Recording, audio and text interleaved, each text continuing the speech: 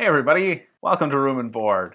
And today we're taking a look at a little game that's on Kickstarter called The Hunters of the Lost Creatures. I don't know how that played. Oh god, don't open your eyes when you got stickers on them. The Hunters of the Lost Creatures. And this is a game, it's a little card game that was sent to me for review. It's on Kickstarter right now. I'm releasing it as the Kickstarter launches May the 10th, 2022. But that doesn't matter. What matters is you're here, and what matters is I'm going to tell you how to play. So you can figure out if you want to back it or not. That's on you, not on me.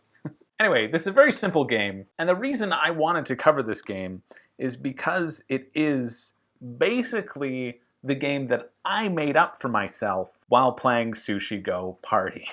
You're going to have these 4 different types of cards, these 4 different lands. And in these lands, a number of creatures will pop up, and they'll be worth various points. 3 points, 1 point, 2 points, 10 points. Those are the good ones.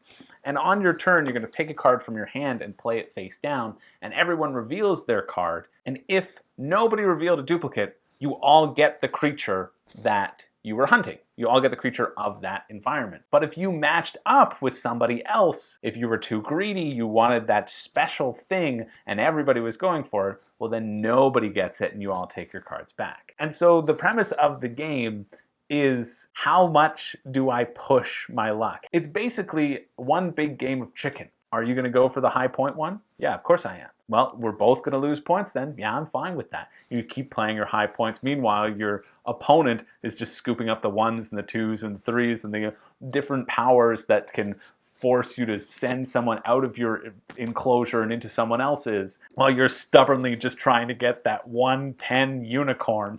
Pink unicorn. I assumed the number 10 pink is a unicorn. I assumed wrong. It was a flaming flamingo. And you're trying to get that over and over again. And that's the game. That's literally it. You count up your points at the end. You get points for the numbers on the cards. You get points for if they've been made in a specific set. You got a 0, 1, 2, 3, and 10. You got all of them from a specific enclosure. Then you get more points. You get points if you get them in a different color, all in a different color. You get points for a lot of different things. But the most points wins. And the main part of the game of whether or not you will enjoy this as a game is you enjoy that game of chicken. Now, I related this to Sushi Go because in Sushi Go Party, there's a card you can include. It's called the miso soup. And if you play a miso soup and nobody else around the table plays a miso soup, you get to keep the miso soup. And so I had such a fantastic time just playing miso soup. Any chance I got, I'd say, listen, I'm playing the miso soup, and you better beware. And nobody would believe me. And I'd play the miso soup, we wouldn't get to play anything. And then I'd be like, I'm playing the miso soup. And slowly, people started to believe me, and they'd still play the miso soup anyway. So I got 0 points, basically, for that entire game. And I had a heck of a lot of fun. And it's that sort of idiocy that you want to approach this particular game with. It's fun to just say, I don't care, you're not budging, I'm not budging, and just keep doing it over and over until somebody does budge. And sure, you get that one thing, and you still lose because you didn't budge and you were too stubborn. It's a great lesson in stubbornness and not. So it's a fun game. What more can I say? The game officially ends when all of the 4 lands have been depleted. Now, I found that to be a little bit long. I think it's a little bit more interesting if the game ends when one specific land has been depleted, because then you don't get into the annoying habit of, oh, there's only one thing left and we're all playing blue, and since we all played it, the cards get discarded, right? Really, it would be till 2 are gone, and then you would keep playing. But there's a way you can keep playing, and because other people can steal things from yours, so they might try to steal it at that point. I think it works better when it's just one land that gets depleted, and it's a lot quicker that way. Because for games like this, you want to play until they're not overstaying their welcome. And I found playing until the end made it overstay its welcome a little bit. You're kind of like, okay, I get the picture. Whereas if there's 4 options to choose from every time and you're constantly having that battle, and then people are playing thieves and stealing cards from you, or you're trying to block that while still trying to grab things from the middle, because you always have a chance to block something, you always have a chance to steal something, because the cards that come up may not be a creature, but it may give you an extra power. I think just until one land is completely depleted, that is how I would play pretty much all the time. This is the type of game where you can just make up your own rules, honestly, and play until it's fun or until it's no longer fun. And the artwork on this is fun. I like the dumb little creatures, especially. All the creatures are great. And there's one thing I do want to mention is that some of the artwork for the characters was a little bit questionable. They're trying to do a wide range of different characters, and then all the characters' names are just bad puns, basically. And some of these were bordering on the line of potentially being offensive. At least I thought, and the people that I was playing with thought. There were a couple where we looked at it and we were like, that's not great. But when I reached out to the designers, I was like, listen, this is the feedback that I'm getting from my group. We all kind of think it's a little iffy. They were very receptive to it.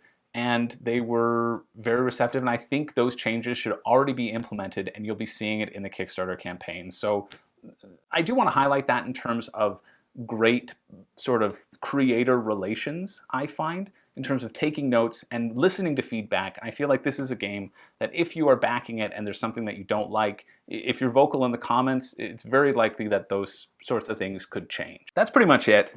You know if it's going to be a good game for you or not. It depends on the shipping and the price point to get it to your door. I'm not quite sure as to the price point of what it will be, but it's just a big stack of cards, so hopefully not too much. But if you're looking for just a silly, quick time, 10 to 15 minutes, it could play longer, but I think that's how long you want it to play. Check this one out. That's Hunters of the Lost Creatures. I had a good time with it. I was happy to play it. Happy to try it out. And this plays for 3 to 4 players, but they do have a 2-player variant as well, and the only difference in that one is you just play 2 hunters. You get 2 hunters of each color, and you play, so I could play 2 pink cards, and if you only play 1 pink card, then I get the thing in the pink, but you get the thing in the green or the blue or whatever else you played. So it's a nice change up. It works well for 2 players. I think I'd always try to play this at a 4-player count because that's when you have the most chaos, that's when you have the most people to interact with, and it's a little bit more fun that way. But it's nice to have those options as well to play with a lower player count. And that's pretty much it. You know my stupid brand of humor.